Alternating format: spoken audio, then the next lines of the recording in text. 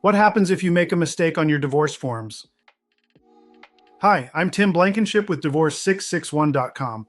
Divorce paperwork can be confusing and mistakes are common, but even small errors can lead to major delays. So what happens if you make a mistake on your divorce forms? Let's break it down. In California, the court system is strict when it comes to divorce paperwork. If something's filled out incorrectly, whether it's a wrong date, missing box, or incomplete financial disclosure, your documents will likely be rejected by the court. That doesn't mean your case is over, but it does mean you'll have to correct the mistake and resubmit everything, which can add weeks or even months to your timeline.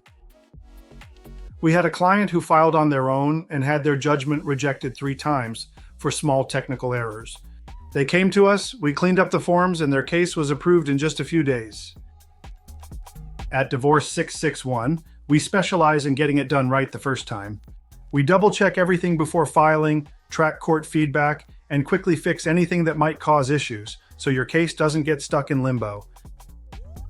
If you've already filed and your paperwork was rejected, we can review what went wrong and help you fix it fast.